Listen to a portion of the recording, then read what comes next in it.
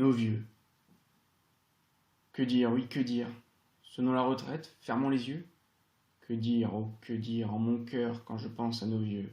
Ceux-là même, nos vénérables prédécesseurs, ceux qui ont fait tourner le monde et ceux qui l'ont subi, ces vieux qui furent et demeurent tout aussi lâches, tout aussi cons que nous, ces vieux qui piquent un somme pour ne pas voir le temps couler, ces vieux qui ne sont plus mais qui restent, ces vieux qui jouent avec leur merde à défaut de pouvoir parler, ces vieux qu'on fait taire à coups de gouttes magiques, ces vieilles confitures qui empestent, à qui l'on donne les gougouttes du silence, les gouttes de la croix verte, les gouttes du Graal, le silence en quelques perles, les silences en quelques larmes. Ô sacro-saint risperdal! Ces vieux, pardon, ces personnes d'un certain âge. Qu'en dire, mais qu'en dire? Elles qui réclament le respect, un respect qu'elles n'ont pas daigné accorder à leurs aïeux, ceux-là même qui restèrent à la campagne circonspects, eux qui moururent délaissés des jeunesses, mais promptement, eux qui eurent la chance de mourir vite et discrètement, à l'abri des affres urbaines de leurs petits enfants.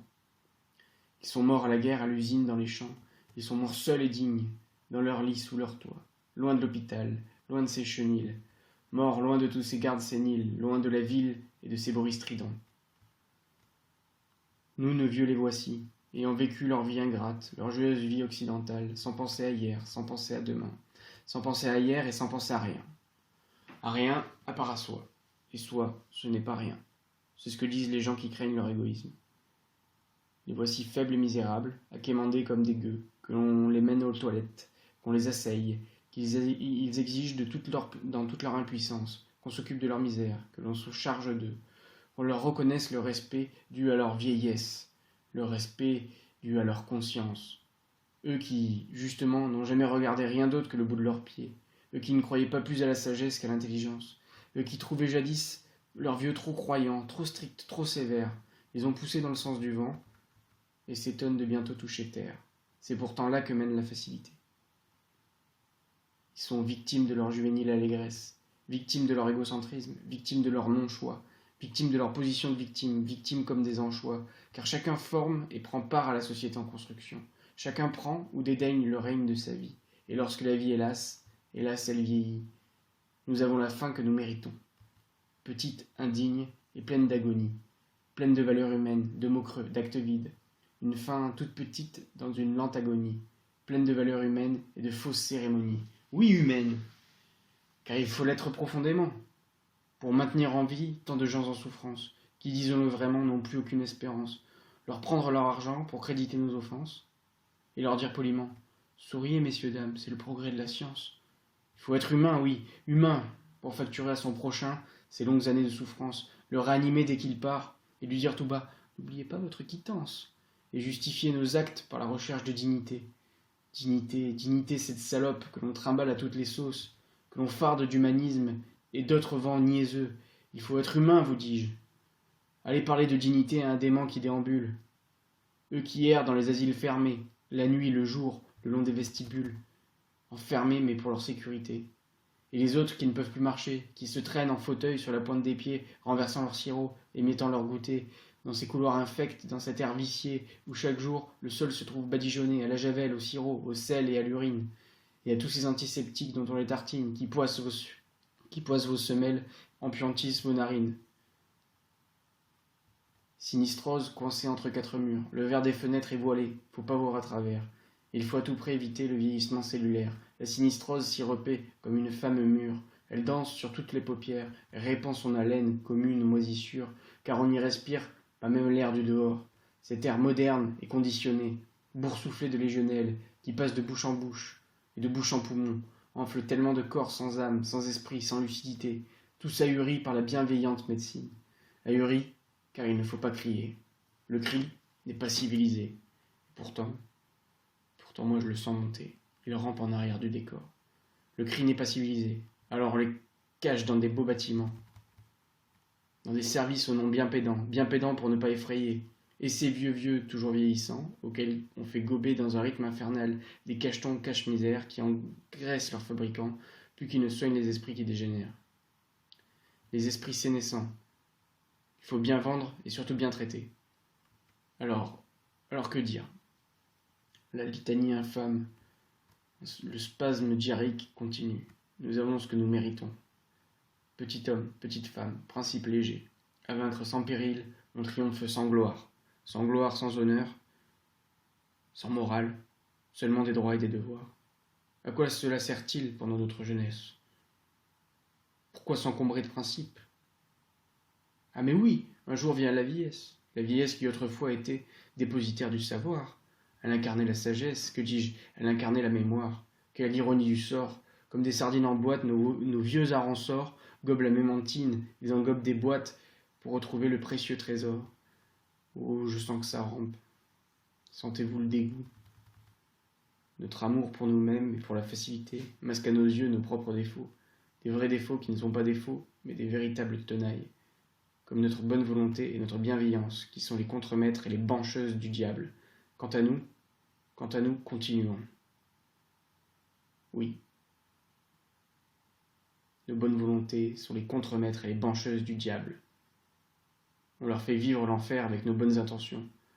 Entassons-les tous ces vieux, hors de notre vue. Notre idole est jeunesse. Entassons-les, tous ces vieilles ourlocs, bien à l'abri de la mort, bien dérobés à la vie. Faites juste silence, vieille Locke.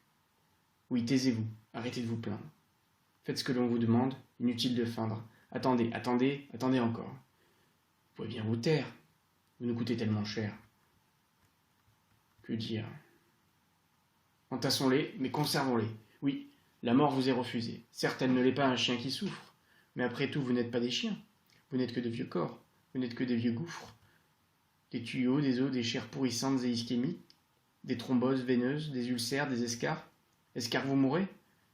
Rassurez-vous, nous vous en ferons profiter des années. Vous n'êtes qu'une tuyauterie sénescente et l'on vous maintient dans cette vie indécente pour l'égoïsme plaisir de vos proches. Pour ne pas être condamné. Pour ne pas être celui qui dira « Allez, stop, on arrête ». Pour ne pas être le solide Cornelius qui portera sur ses épaules le poids de sa décision. Vous n'êtes qu'une tuyauterie sénescente et l'on vous maintient dans cette vie indécente pour l'égoïste plaisir de vos proches, qui craignent la perte et la frustration. Vos proches qui ne peuvent faire preuve de véritable générosité. Car sachez-le, la véritable générosité ne réside pas dans le fait de partager le chagrin d'un ami qui souffre, mais plutôt de partager sa joie lorsqu'il a un succès, et peu importe ce succès.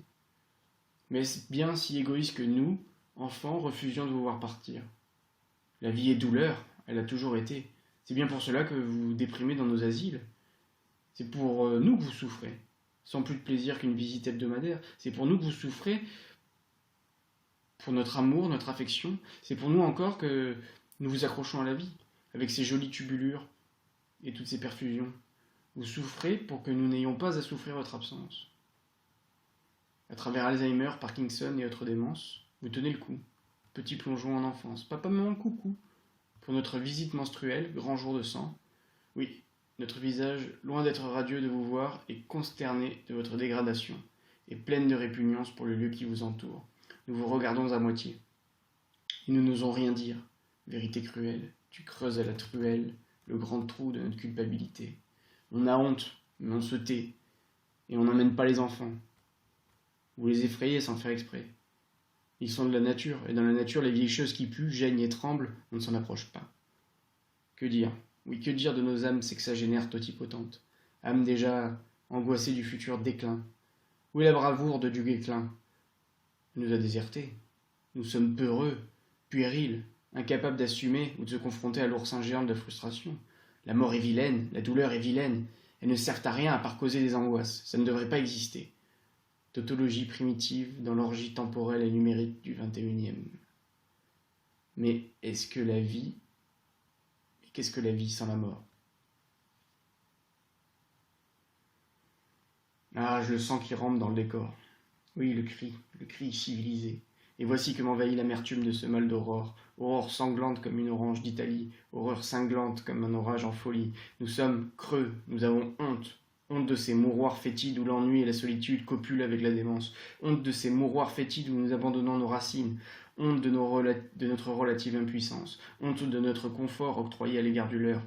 Honte de leur liberté qui se compte en quart d'heure. Mais mieux vaut avoir honte que mal. Et aujourd'hui, on sait vivre avec la honte, parce que l'honneur et la fierté sont morts. Ils sont morts avec l'avènement du dieu pognon. La frustration, par contre... Venez les voir, vous dis-je. Venez les voir dans ces maisons aux portes closes, truffées de digicodes et de caméras. Venez les voir. Vous me direz, que dire? Oui, que dire de ces farandoles de vieux en fauteuil, qui attendent toute la journée le repas de midi, qui attendent l'après-midi le repas du soir, qui dorment à moitié, qui se plaignent des fesses ou de leur désespoir, qui se plaignent du froid, de l'attente, de l'ennui, ou des cris à répétition que pousse un congénère pas suffisamment assagi. Ces cris qui leur rappellent à longueur de temps ce qu'ils vont devenir dans pas si longtemps. Ces cris qui les torturent et les empoisonnent jusqu'à ce qu'à leur tour, ils déraisonnent. Ces vieux qui n'ont désormais plus le choix, qui prennent bien leur traitement. Oh les bons petits soldats. Et surtout, qu'ils mangent, qu'ils boivent, sans s'arrêter, sans rechigner, leur viande en purée et leur eau épaissie. Mieux vaut avoir soif que mourir d'asphyxie. Une soif étanchée est un bien maigre plaisir, comparé au plaisir d'une agonie prolongée. Il faut éviter le moindre danger, prévenir le moindre risque. Des fois que la camarde pointerait à l'improviste. Venez les voir, ces vieux, qui s'arrêtent de manger parce que c'est la seule chose qu'ils peuvent encore contrôler. Ces vieux que l'on taxinomme alors dépressifs, déprimés. Que l'on nourrit de force par injection de nutriments prédigérés, que l'on bombarde d'antidépresseurs pour ne plus les entendre pleurer. Car c'est tout de même pathologique d'être triste et désespéré dans une maison d'hébergement médicalisée. Et l'oiseau qui pleure en cage ne doit pas regretter sa liberté. Liberté, libre de se taire. Ces vieux qui à 17 heures sont au lit pour être levés vers 6, attendent encore et encore le petit déjeuner, le déjeuner, le goûter et le souper, et puis de nouveau le réveil, la toilette, le manger, le coucher. Venez les voir, ces honteuses farandoles, des vieux geignants, radotants, criant, suppliant dans le grand hall, qui ne peuvent ni sortir, ni bouger, qui doivent attendre qu'on leur parle, attendre qu'on fasse à leur place, attendre encore, attendre qu'on vienne les chercher, attendre 100 fois, sans fin, 100 fois, 200 fois, 300 fois que la journée passe, journée qui sera demain la même qu'aujourd'hui, le jeudi comme le dimanche. Eux ne rêvent plus que de partir, de mourir, mais ils doivent sourire. Sourire à qui?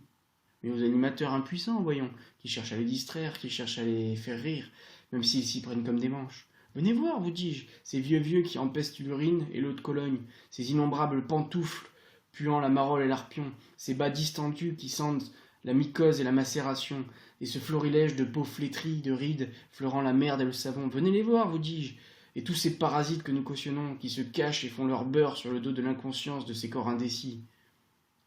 Ils se planquent bien à l'abri derrière leurs procédures, leurs paperasses, leurs comptoirs. Ils vendent sans gêne aucune à ce chaos de vieux leurs couches, leurs thérapeutiques, leurs examens, leurs fauteuils à roues, leurs matelas à air, leurs bouffes immangeables, puis leurs compléments alimentaires, leurs sirops sans sucre et leurs pains sans sel, et tous ces mécréants mercantiles, hypocritement étalent leur bienveillance dans les soins et la préservation d'autonomie. Et tour à tour sur ces lisiers que sont les maisons de retraite, commerçants, administratifs, techniciens, ingénieurs, ambulanciers et soignants redeviennent vautours égocentrés, appâtés par le gain, et y gravitent comme la mouche verte bourdonne amoureuse au-dessus de l'étron, et nous laissons faire. Les plus vils s'y complaisent, les plus lâches s'y perdent, les plus forts s'y effondrent, les plus dignes s'y parjurent. Voyez? Mais que dire? Que dire, oui, que dire contre ces âmes bouffonnes, ces âmes de lâcheté, épôtres de la faiblesse, orges de la non-vie, apôtres de la mort? Je prêcherai pour sa gloire, pour l'énergie qu'elle procure et celle qu'elle emporte, pour le contraste qu'elle amène et pour le sens qu'elle apporte. À repousser la camarde outre mesure, on galvaude la vie, et l'on insulte les diverses existences qui se sont forgées. La refuser, comme on refoule la vieillesse, est à l'égard de soi un acte d'impiété.